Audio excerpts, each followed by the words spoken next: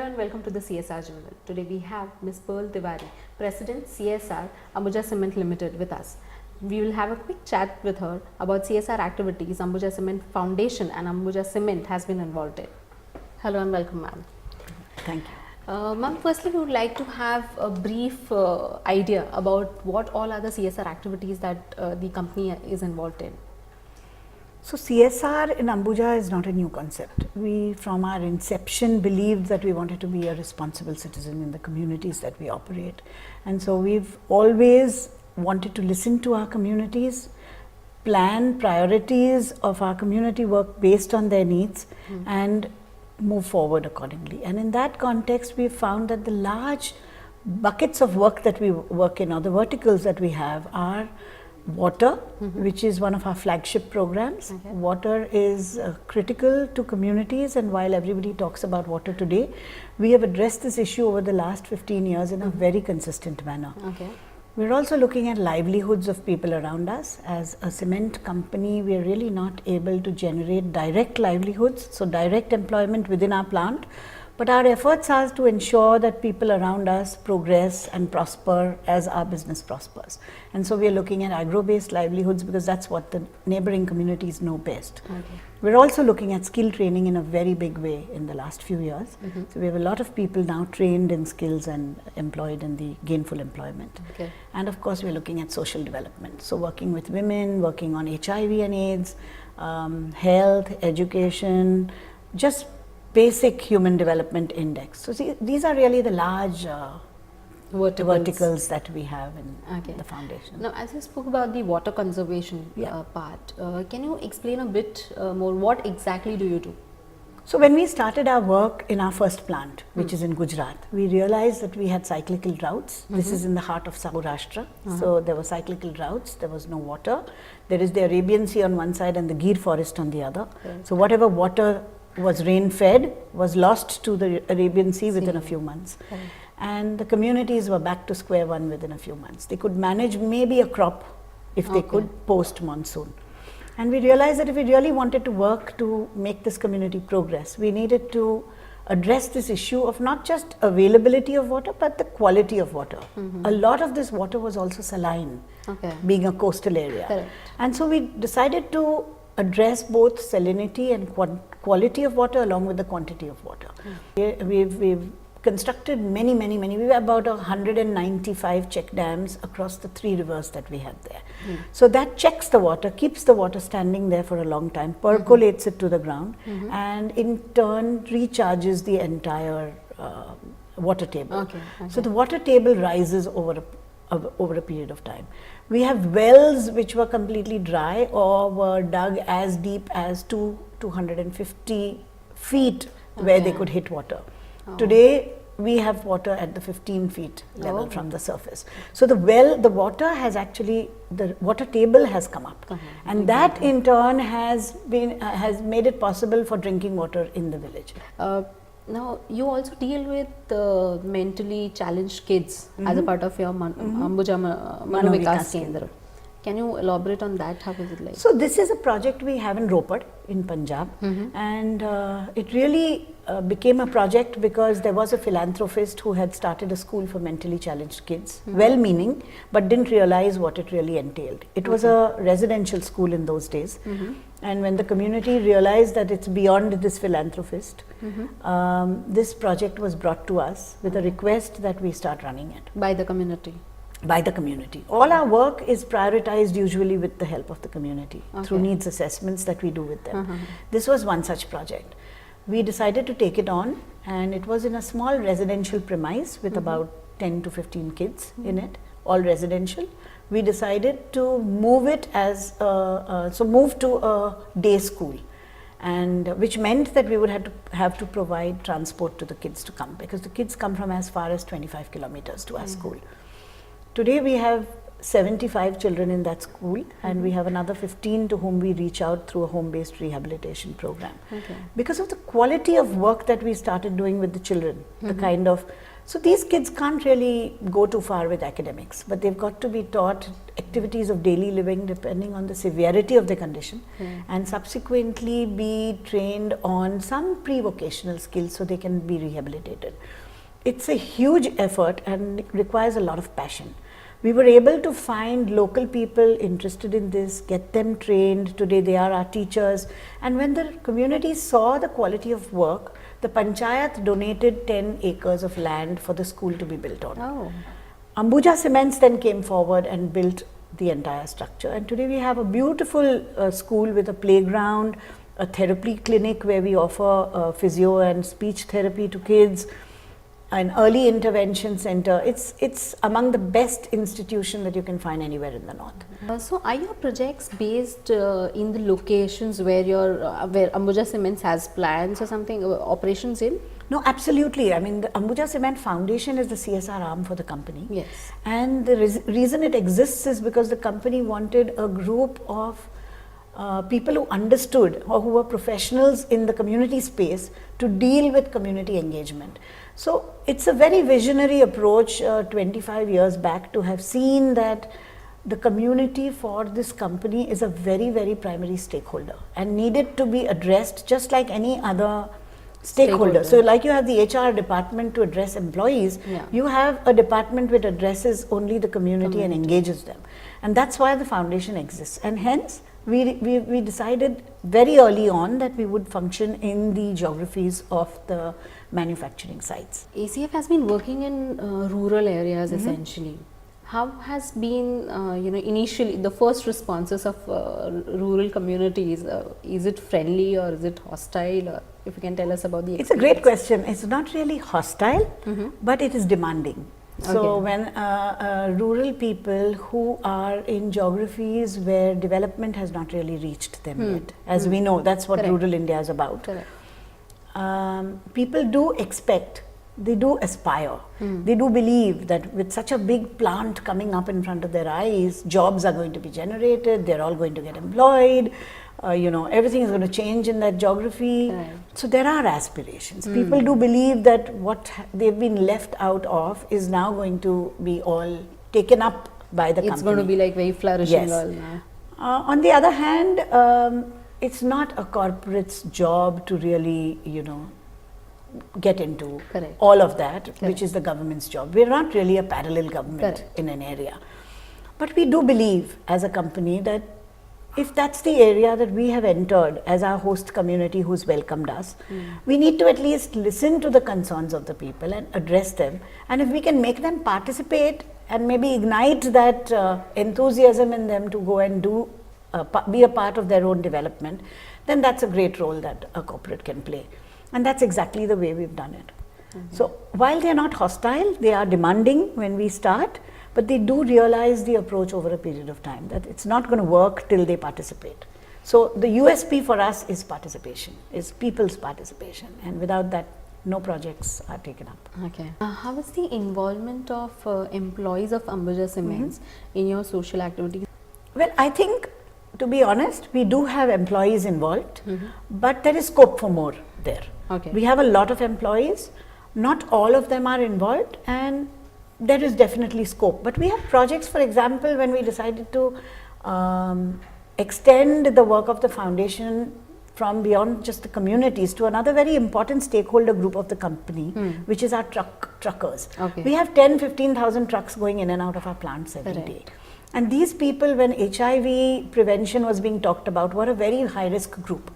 We realized as a foundation that we must deal with them and we must bring in awareness on and prevention on HIV and AIDS. So we started working with the truckers on that.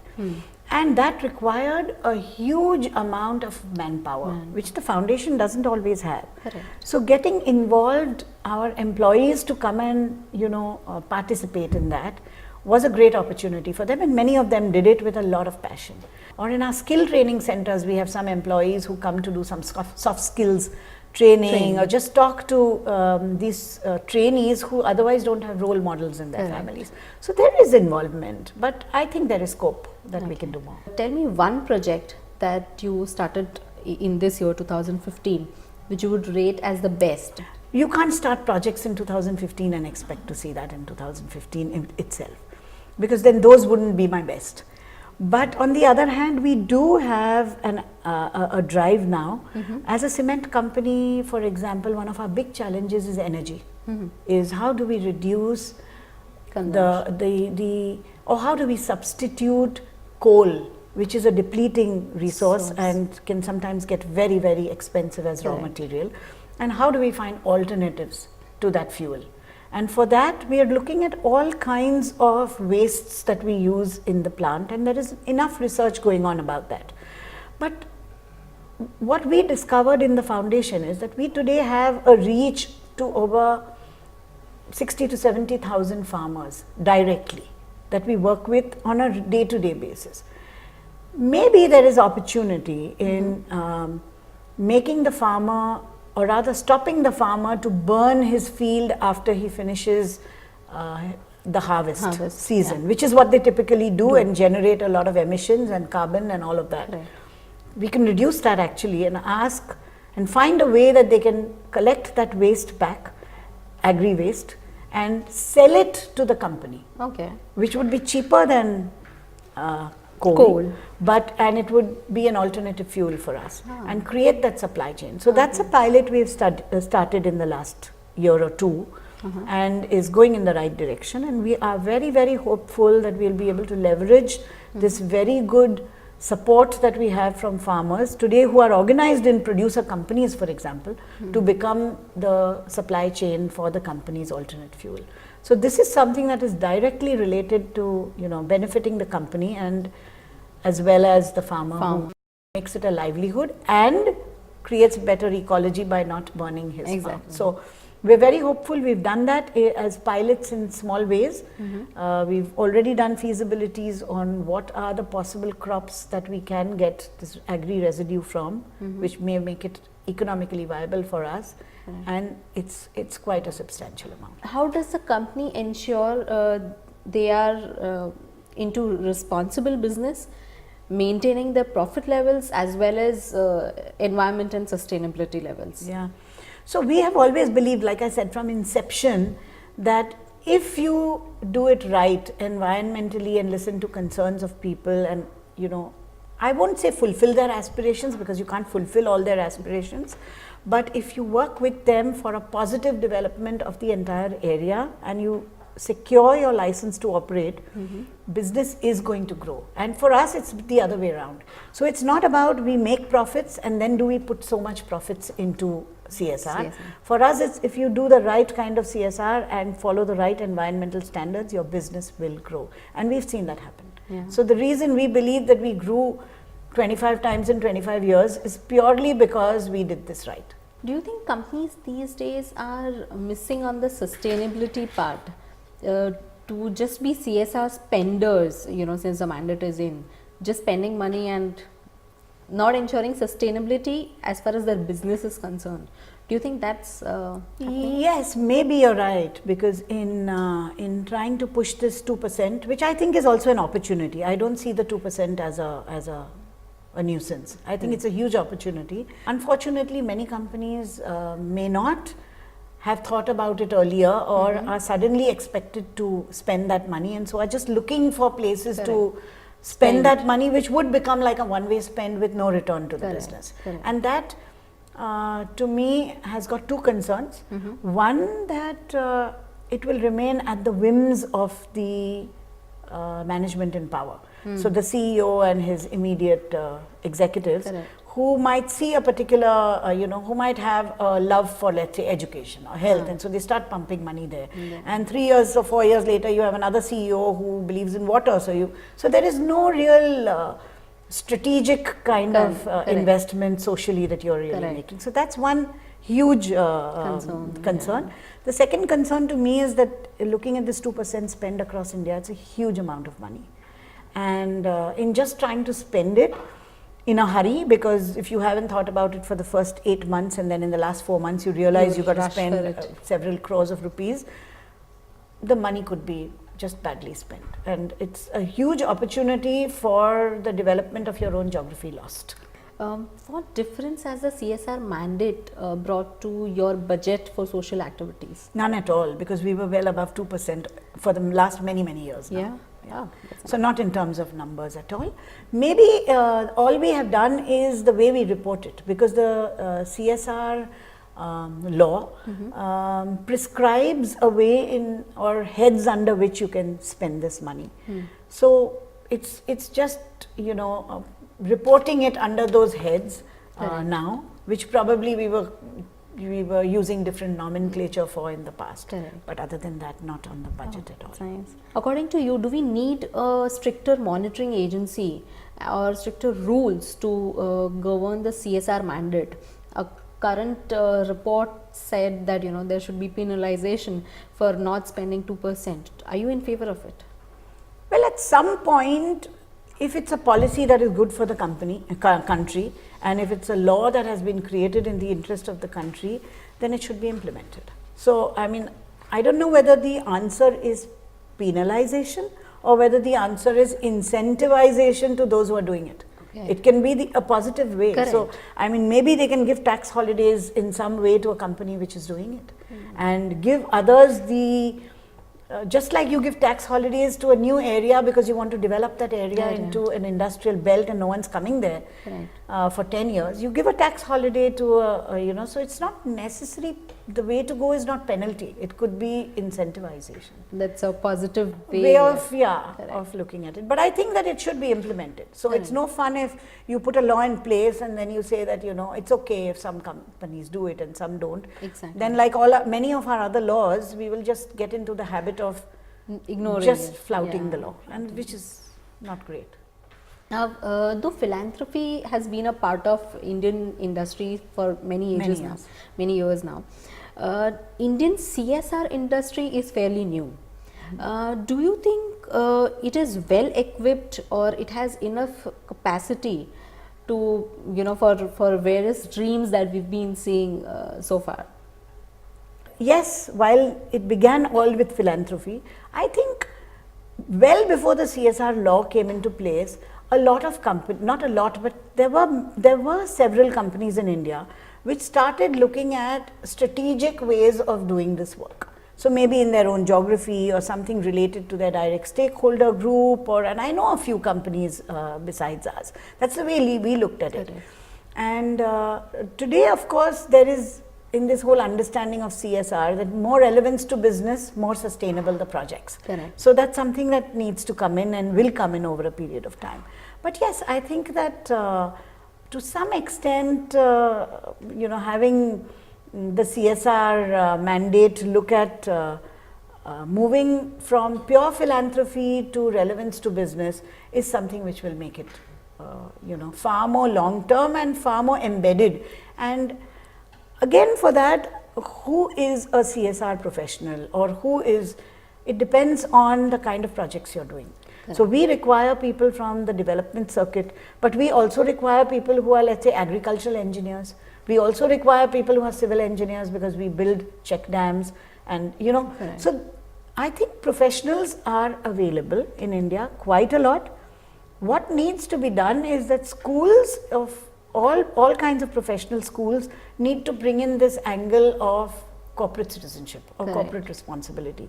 And if young managers, whether a young person, whether she's a lawyer or whether she's a development professional or whether she's a doctor, if she understands responsible business, she will bring that into what she, so professionals can be varied, but the sensitivity to CSR needs to be brought in.